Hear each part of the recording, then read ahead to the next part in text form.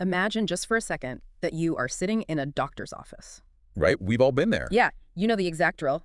You're in one of those crinkly paper gowns. You're freezing cold. Oh, always freezing. Always. And the doctor is just sitting across from you, typing frantically into a computer. Right, looking at the screen instead of you. Exactly. They're looking at your recent lab results, or maybe, I don't know, glancing at a specialist's note, asking about your current symptoms. But as you sit there shivering, you really have to wonder, does that screen, does the medical system as a whole actually see the whole you? Or are they just looking through a keyhole? Right. Are they just seeing a tiny slice? It's a really profound question to start with. Yeah. And the harsh reality of modern medicine is that almost always the answer is no. They are looking through a keyhole. Yeah. The system just sees fragments. Yeah. It sees like a billing code from last year over here, a blood pressure reading from a random Tuesday over there, and a crucial specialist note that's just locked away in a completely different hospital's filing cabinet. Right. And it's not because doctors aren't trying. Oh, no, not at all. It's because of the sheer avalanche of information we generate. I was looking through the sources for this deep dive, and this one statistic just completely stopped me in my tracks. Oh, the petabyte one? Yes. Healthcare, globally, generates 50 petabytes of data every single year. It's massive. Just to put that into perspective for everyone listening, that is nearly 30% of the entire world's data volume. Wow. Almost a third of all the data generated on Earth is just healthcare. It's a staggering footprint, really. But here is the paradox, and this is kind of the core problem we need to unpack today. Of all that data, of those 50 petabytes, less than 3% is actually used effectively for any kind of clinical insight. 3%. That's it. That's it. The other 97% is essentially locked away in dark storage, trapped in what we call modality-specific silos. And we really need to emphasize to everyone listening that this isn't just an IT headache. Like, this isn't like your company losing a spreadsheet. No, absolutely not. The stakes here are quite literally life and death. The fragmentation of your medical care, the fact that the left hand doesn't know what the right hand is doing, it contributes to an estimated 795,000 diagnostic error-related deaths or permanent disabilities every single year. Yeah. In the U.S. alone. Right, just the U.S. That is nearly 800,000 lives permanently altered because the puzzle pieces of their health weren't put together in time. It's a massive human cost. And it is born entirely out of systemic fragmentation and the sheer overwhelming complexity of medical data. I mean, human biology is messy. So messy. And the data we record about it is two-dimensional, too irregular, and too sparse for any human mind, or frankly, any traditional software program, to synthesize effectively. Okay, well, let's unpack this, Yeah. because we actually have some incredibly good news today. We do. The mission of this deep dive is to explore a literal paradigm shift in how medicine handles that exact complexity. We're looking at a groundbreaking multimodal temporal foundation model called Apollo. And from what I understand, this system is designed to take the entirety of a patient's medical record spanning decades of their life and compress it into a unified, what they call a virtual patient representation. That's exactly it. We're talking about turning your messy medical filing cabinet into a crystal ball. I love that analogy. Yeah. That is exactly the goal. Because to really grasp how Apollo solves this 3% utilization problem, we have to look at how it manages to access and understand the missing 97% of the data. Right, the stuff in the dark storage. Exactly. And that starts with the sheer scale of its training ground, which is a massive data set called MGB7M. Right, where MGB stands for Mass General Brenham. Yes. And what struck me is that this isn't just a handful of perfectly curated, highly controlled clinical trial patients. This is real life. It's 7.2 million real-world patients. Real people, real messy records. Yeah. We are talking about 25 billion distinct medical records spanning 33 years across 17 different hospitals. And that 33-year span is the crucial variable here. It means the model isn't just taking a snapshot of a patient on a good day or bad day. Right. It is watching entire generational health trajectories unfold. And it's doing this across 28 different modalities of data. It's not just looking for the easy, structured stuff, like a drop-down menu for your blood type or a specific billing code. See, this is the part that totally blows my mind. Because when you say 28 modalities, you mean everything. Everything. It ingested 22.9 billion flow sheet measurements. And just so we are all on the same page, a flow sheet measurement is every single time a nurse checks your IV or writes down your heart rate or logs your oxygen levels. It's the minutia of hospital life. Exactly. But it also ingested 158 million unstructured progress notes. And we all know the cliche about a doctor's handwriting, right? Oh, yeah. Even typed out, those notes are full of shorthand, random thoughts, and messy human intuition. Plus, over 1.1 million physical images, like microscopic slides of tissues and blood smears. Right. And this is where the term multimodal really earns its keep. Because before Apollo, AI models in healthcare were highly specialized. Like one AI for one job? Exactly. You had a model that was trained exclusively to read a chest X-ray. You had a completely different model trained to parse the text of a clinical note. But they couldn't talk to each other. They lived in completely different universes. Okay. Apollo integrates all of them into one single brain. Okay, I have to stop you there because, practically speaking, how on earth does it do that? It's a fair question. I mean, it's like trying to read a massive epic novel where every chapter is written in a different language and each chapter is stored in a different library across town. How does Apollo actually read all this? So the how relies on a transformer architecture. If you've used any of the large language models recently, the chatbots, you've interacted with a transformer. Right. But instead of predicting the next word in a sentence, Apollo tokenizes medical events. Wait, hold on. Large language models basically act like a really smart autocomplete, right? They guess the next word. Essentially, yeah. Are you saying this model looks at my data and predicts my next sickness like an autocomplete function? That is a fascinating way to look at it. And fundamentally, yes. Wow. It maps structured data to discrete tokens. So a blood test is a token, a medication is a token. Yeah. It then uses specific encoders to translate the messy text or the pixelated images into continuous mathematical embeddings. Okay, math. Right. But the real genius, the thing that makes it actually work, is how it handles time. Because healthcare data is incredibly irregular. You might go to the doctor 3 times in 1 week for a weird cough and then not see a doctor again for 5 years. Right, so how does the model know there was a 5-year gap of totally normal health? It adds the patient's age at the exact time of the event as a literal timestamp to each token. Oh, that's clever. Right. This allows the transformer to understand the chronological sequence, the urgency of clustered visits, and the long gaps of good health in between. Okay, but if you're listening to this and thinking, great, my highly personal medical history is training a robot, we should probably talk about privacy. Yes, absolutely. The architecture actually accounts for privacy brilliantly. How so? By isolating this temporal transformer, the core processing brain, from the raw data input, it drastically reduces the risk of leaking protected health information. So it's not actually seeing my name. No. No raw, human-readable data, no names, no raw text ever enters the final computational model. It is entirely translated into math first. Which brings up a huge conceptual hurdle for me. Because it's one thing to be able to translate different languages into math. Right. It's another thing entirely to understand that they're describing the exact same human condition. How does Apollo connect a text note from a weary doctor, a string of numbers from a lab, and a picture of a mutated cell, and know they all belong together? What's fascinating here is that the system creates what the researchers call an atlas of medical concepts. And the crucial point is that it does this without being explicitly told the rules. Through self-supervised learning, it naturally learns the semantic relationships between all these completely different inputs. So, if I'm understanding this, it's kind of like moving to a foreign country where you don't speak a word of the language and no one hands you a dictionary. Right. But if you stand in a coffee shop long enough and you see people handing over little green pieces of paper every single time they get a cup of coffee, your brain eventually learns the concept of money. Yes. Apollo is doing that, but with billions of medical data points.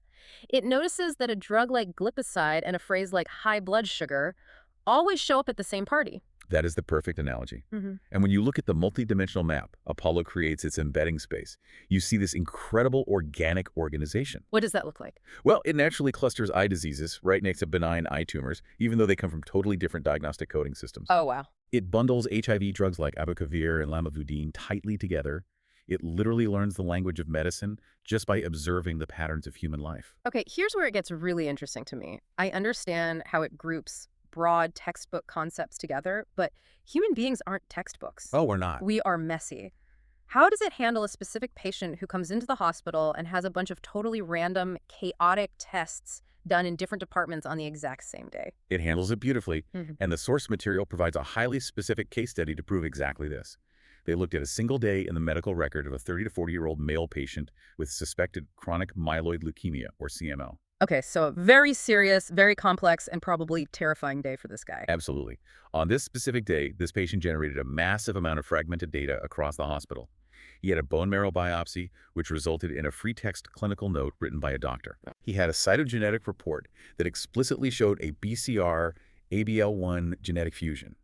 He had routine lab tests showing elevated neutrophils, which are a type of white blood cell.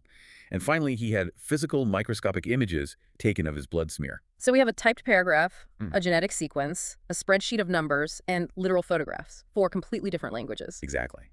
And Apollo, completely on its own, mathematically linked every single one of those records. No way. Yes. It plotted the text of the biopsy, the genetic marker, the lab numbers, and the pixel data of the images into the exact same hematology neighborhood in its artificial brain. Wow. Without a human doctor telling it to, it understood that all of these fragmented pieces of data were telling the exact same clinical story about this specific man's leukemia. That is just incredible. It is doing the deductive reasoning of an entire board of specialists just by analyzing the mathematical relationship. Yes. But as cool as that is, organizing data beautifully is really just a librarian's job.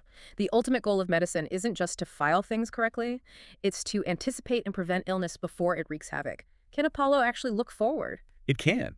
And the predictive capabilities are where this transitions from a neat organizational tool into a truly revolutionary system. The researchers evaluated Apollo on 95 distinct tasks for predicting the new onset of diseases. They measure this using a metric called AUROC. Let's pause there because I want to make sure everyone listening really grasps this. An AUROC score of 0.5 is basically a coin toss pure guessing, and a 1.0 is a perfect, flawless prediction. Right. And conventionally, researchers compare an AI against a standard clinical baseline, which is usually just a model looking at a patient's age and sex. Okay. And the performance leaps Apollo makes over that baseline are staggering. Let's take schizophrenia, for example. Boy, that's a tough one. Very tough. Predicting the onset of schizophrenia is notoriously difficult because it's deeply behavioral and often lacks obvious early physical biomarkers. The standard baseline model scored a 0.65 for predicting schizophrenia up to a year in advance. Apollo scored a 0.92. See, a jump from 0.65 to 0.92 isn't just a better grade on a math test. No, it's not. If you are the patient or the doctor, that is the difference between sending someone home with a ticking time bomb versus intervening a full year before a severe psychological break alters their life. Exactly. It's forecasting the onset of major life-altering conditions with incredibly high accuracy, months or years before a human doctor makes the official diagnosis. It also predicted the 3-year risk of heart failure with a 0.88 score. And what happens once someone is already sick? Does it track the progression of the disease? Yes. They tested it on 78 disease progression tasks. It predicted 3-year survival for melanoma skin cancer with a 0.87 score. 5-year survival for prostate cancer hit 0.84. That's amazing. It can even predict asthma exacerbations that will be severe enough to require oral steroids within 3 years. Okay, I have to push back here for a second. Because I try to maintain a healthy skepticism with AI. Sure, always a good idea. Is the model just, I don't know, cheating? How do you mean? What I mean is it just looking at a really obvious, highly structured lab result, say, a massive spike in a specific tumor marker right before someone gets officially diagnosed with cancer and saying, aha, cancer? I see what you're saying. Does it really need the messy handwritten notes and the complex images to make these long-term predictions? Or is the structured data enough? That is the exact right question to ask. And it's actually why the researchers conducted what's called an ablation study. What's that? An ablation study is basically where you systematically turn off parts of the AI's brain. You remove its access to certain types of data to see how much it actually relies on them. Oh. Yeah. They did this specifically for predicting the progression of neoplasms, which are cancers. And cancers are notoriously complex and unfold over years. So they blindfolded the AI. They stripped away its ability to read the text notes and see the images and just fed it the structured numbers and billing codes. Precisely.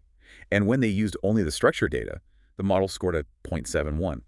But when they added the full multimodal data back, when they let it read the messy notes and see the scans, it pushed the score up to 0.735. So it's a definitive, measurable jump. A very definitive jump. And in specific scenarios, the gap was even more pronounced.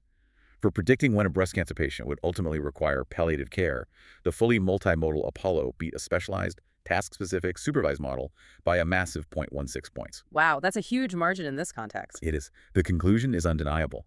The messy, unstructured data isn't just extra noise. It is strictly necessary for accurate, long-term prognostic forecasting. That makes sense. Right. The subtle intuition a doctor types into a progress note or the slight, almost imperceptible shadow on an image matters immensely when you're trying to predict a patient's trajectory over a 5-year timeline. That makes perfect sense when you think about it. The doctor's gut feeling that gets typed in. Exactly. Okay, so knowing a patient might get sick or get worse is step 1. Step 2 is actually treating them. How does Apollo handle predicting how someone will react to a specific drug? Well, if we look at the bigger picture of clinical care, Yeah. predicting treatment efficacy and avoiding adverse events is the holy grail of precision medicine. Right. Apollo was tested on predicting survival for patients on highly specific targeted therapies. For instance, predicting survival for breast cancer patients taking the drug 𝗧𝗸𝗏, it hit at 0.93. Incredible. For predicting stroke-free survival for patients taking blood thinners like 𝗂𝗶𝗆𝗏, it achieved a 0.81. So it actually knows if the drug is going to work for your specific, unique biology. Yes. And just as importantly, it predicts dangerous side effects before they happen. Oh, that's huge. It predicts acute kidney injury after a patient takes NSAIDs like high-dose ibuprofen with a 0.91 score. It predicts the risk of a patient developing type 2 diabetes after taking systemic corticosteroids with a 0.87. Okay, it's amazing that it can predict my kidney failing or how I'll react to a pill. But let's be real, if the hospital doesn't have an open dialysis machine or an available bed that day, the prediction doesn't do me much good. Very true. Does Apollo actually talk to the hospital's logistics side? Because acting like a brilliant triage nurse is great, but you need a hospital to back it up. That is the perfect transition because hospital operations are the logistical backbone of everything we've talked about. Oh, Apollo doesn't just predict disease, it predicts resource needs. really? Yeah. It predicted acute in-hospital dialysis dependence with an incredible 0.97 balanced accuracy. 0.97. It's basically certain. It can predict who is going to develop sepsis within 6 days and who is going to bounce back and have a 30-day readmission. Meaning the hospital administration could theoretically know days in advance exactly how many dialysis machines they need to have prepped or which specific patients are going to require a much longer stay, just based on the background computations running on the incoming patient data. Precisely. It allows the entire hospital system to move from being constantly reactive, running around putting out fires, to being completely proactive. Okay, we've spent a lot of time looking forward, predicting the future of the patient and the future of the hospital bed. But what if a doctor wants to look backward? Okay, how so? Like, if I'm a specialist and a patient walks in with a truly bizarre, complex set of symptoms, I want to find precedent. I want to know what happened to other people who looked exactly like the patient sitting in front of me. Oh, yes.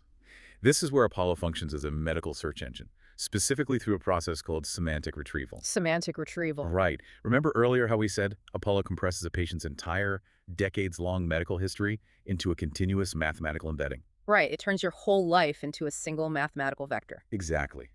And because every single patient is represented as a vector, you can calculate the mathematical distance between them in that embedding space. Oh, I see where this is going. The researchers set up 61 retrieval tasks to find patients like me. They created a massive search index of 1.4 million patients. So let's play this out. Say I query the system. I'm a doctor looking at a 60 to 70-year-old male. He's had a kidney transplant. He has a history of acute kidney failure, and he's currently taking a very specific immunosuppressive drug called tacrolimus. Okay, a very specific patient. If you feed that complex query into Apollo, it doesn't just do a simple dumb keyword search for the word tacrolimus. Right, like Google would. Exactly. It instantly retrieves other patients from that 1.4 million person database who have the exact same complex clinical, textual, and imaging profile. It's acting like a Netflix recommendation algorithm, but instead of finding movies with similar tags, it's finding human beings with similar biological context. That is exactly what it is doing. And what's fascinating is how this entirely transforms the electronic health record. Right now, your health record is a static archive. It's essentially a digital receipt of things that have already happened to you. Apollo turns it into an active, computable search engine. A doctor can instantly pull the outcomes of hundreds of patients who share your exact, highly specific medical trajectory and use their histories to decide what to do for you next. So what does this all mean for you, the listener, whether you are a medical professional trying to catch up on the absolute bleeding edge of AI, or you're just a patient who wants to live a long, healthy life? Yeah, what's the big picture? The core takeaway from everything we've explored today in this deep dive is that this signifies the beginning of the end for fragmented care. Truly. We are rapidly approaching a reality where your entire medical life, every x-ray, every rushed doctor's note from when you were a teenager, every routine blood draw stops being scattered in forgotten silos. Right. It all comes together. Instead, it works together as a unified whole, constantly calculating in the background to keep you healthy, predict your specific risks, and tailor your exact treatments. It is laying the actual foundation for computable medicine. The system, finally, sees the whole you. But I want to leave you with a final thought to mull over, because this kind of predictive power fundamentally changes the human experience. Yeah, for sure. If an AI can perfectly map your past health to predict your future health with this level of startling accuracy down to the exact day you might need a specific hospital bed, or the exact year you might develop a chronic illness, how does that change your relationship with your own lifestyle choices today? It's a heavy question. It is. When your medical record stops being a dusty receipt and becomes a literal crystal ball, do you actually want to know what it sees?